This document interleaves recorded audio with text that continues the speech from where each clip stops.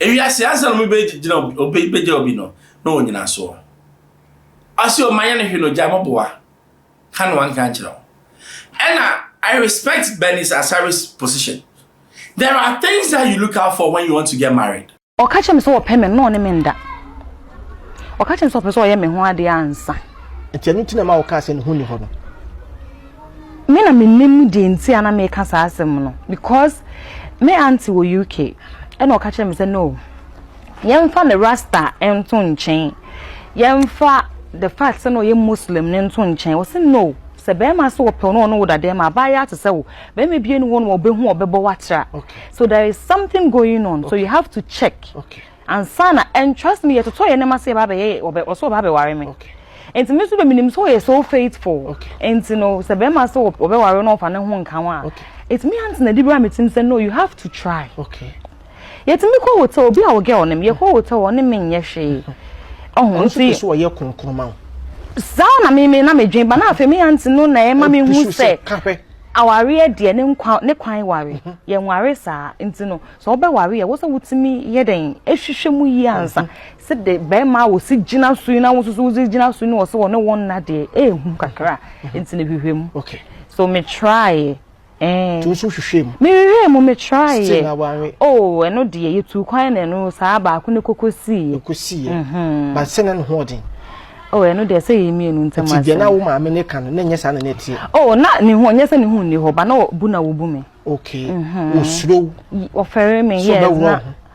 Minim so pe ma asem e na afa so em say o respect de na ye wo no.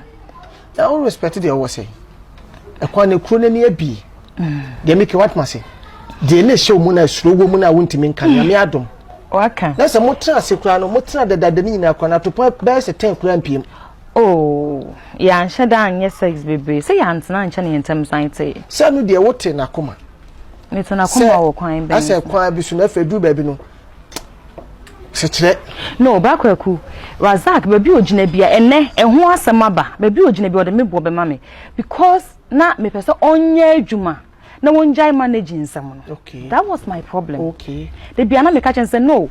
Oh sorry take advantage of the fact that we are manager no never also build yourself then say the bia wo di ni panechi na contract bia so nim enti me to me maame ana say me afna me bo brama me ho enti me pebe ma me ne be bo brama me pebe ma ena na ono no maame say ne sikani no ena na me hwe sa time ne be bia no wo a o maame so ye sikani na me so me maame ani da so nyina ne me ohun enti me ka che me say no yes o maame sikani wo nam so me maame sikani me yemi no nyina ye mo obra enti ne me mfa me hu sa wo pese wo be move nso em say managing some na eya wo de chain sika no ko sika bi empie mfe mu ma trust me so na le win money scan na on kan che me dia sorry but obeba no sika bi ani ho wo be busa ne wei onya bi ma na sebi empena twe na me ne wo twe no eson fa so ne sen sometimes so man for so the range over of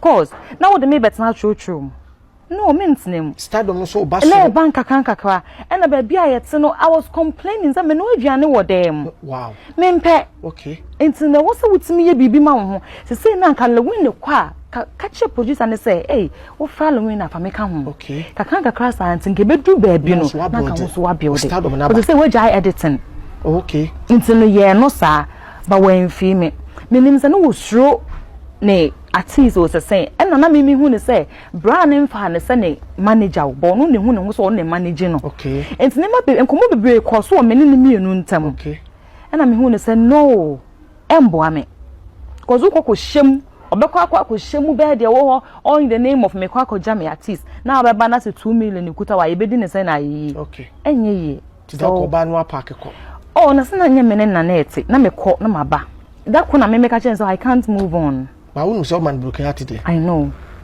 But also decision be or how we take care eboa wo. Ebe boa me abo no ankasa. Enle wonu no mo sense mba wo frame me ka chem say kwa wo buo ni. O frame ti o ti de ka contract bi be ma ko sign ya kenye ni o. Because wo koye adwuma nipa na kwa wo se wo ba nipa na kwaje contract kese bra wo de e ya wo se.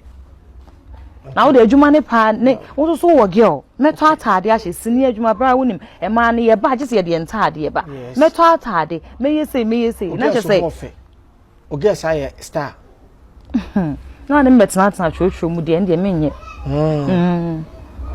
on the next one ye timi ya no de ne ko ha mo pa ono ana de no ko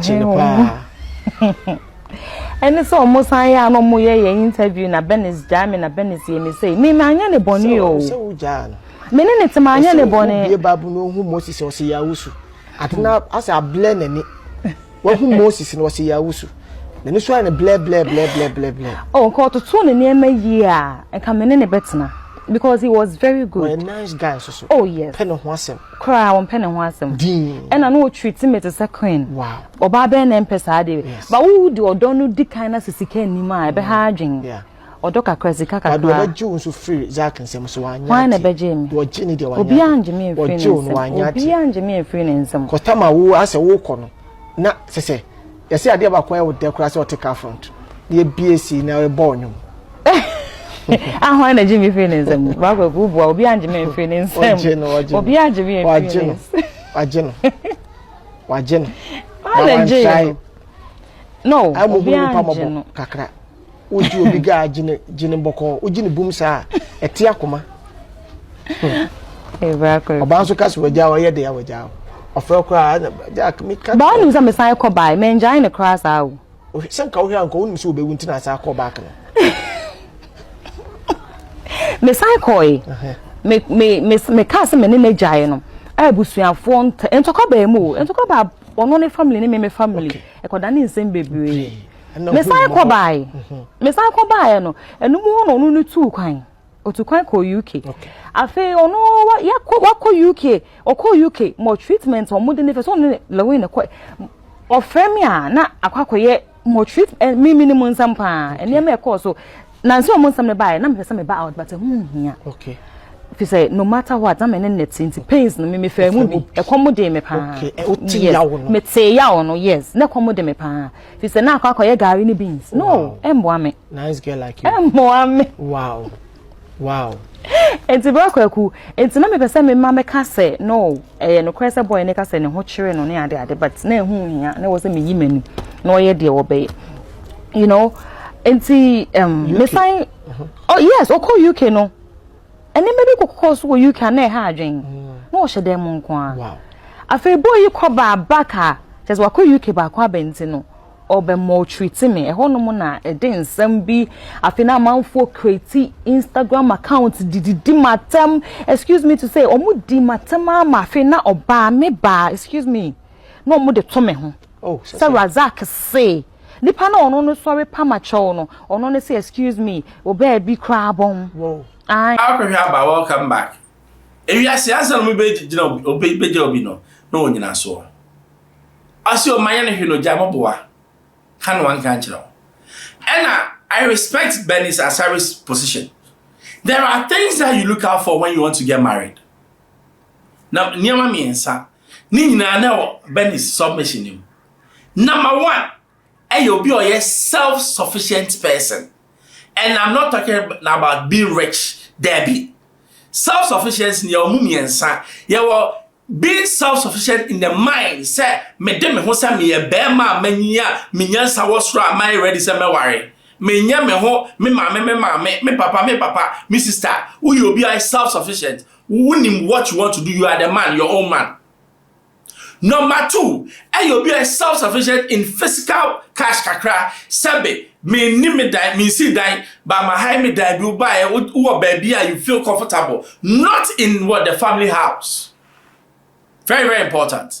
The third self-sufficiency is sabe obia or no in the mind or is so mature say on him how to manipulate and manage a woman. These are the things that if you're a woman, you have to look out for. And Bernice Asare wa hweni na. Now another thing you can here, am pesa odwen ho here, intimacy. Ohwe Bernice pa eto agina so. Ohwe Bernice ano, hey, jeez. Now ohwe Bernice pa wo gina ho a. Ye yi member 100 a. Minya sure say ba akra be ka say one ne na.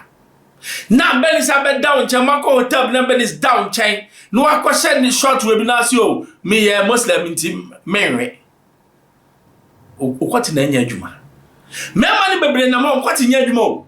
Wom kwati ewu na nanam ho no. Sorry eye bobro sa na team na to. We was say Zack pa here Zack is a fine boy. Na Bernice yi abeni ba bi ni nufu nyina ayeye na fede won say ade na oh everyday. Ebi so ho no na ade so sonodo minimo bi so a o typical say o me competitive o mo wari we ade say tie ni o di sini mu akum everyday o say simi mu ano so ho now ade ba ko a me hu ye a me pesa me ka ho asem eyo bi a oye content at where or what enye good utie ni ye o say Lewin Pona on consider no as the manager. Or no Zack no full so manager because now Lewin on funding to payroll so. Manager the artist the 2 hour call. Eti ono kwa man adwin bi say and you do oni e man Lewin ro e man 2 hours me so man 1 ne nyina yenko. But now opese obedi di akire boy. Ni aka say o Lewin manager but in the eyes na book no na Lewin dia wonim say wo yusu boy no.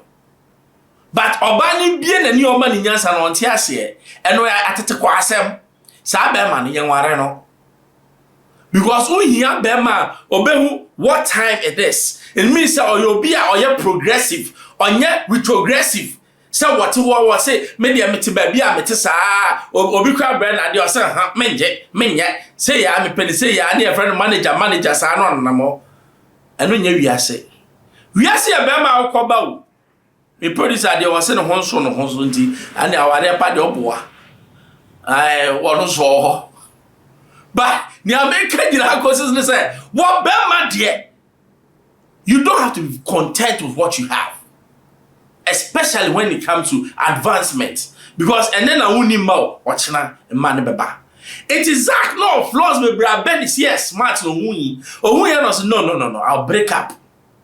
Ade when the ma bebre nwom de omti kwose mu no because Zack a fine boy enti ma be baba so ne fineness enti metna ho jimie afọ ware na no osu e odemu fine boy not tete ho fine boy no nya hwe Bernice said that fine na edi yedi adwen ene sebe ye nyina ye bobrakom for the first time metie Bernice Amusa she made a very wise choice.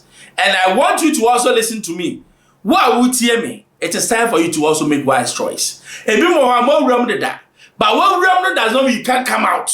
Oh, shall not there no and near my war on it and yet move out and save your life. I expose you, if I'm member, subscribe, share. Many 2 man as I can be man.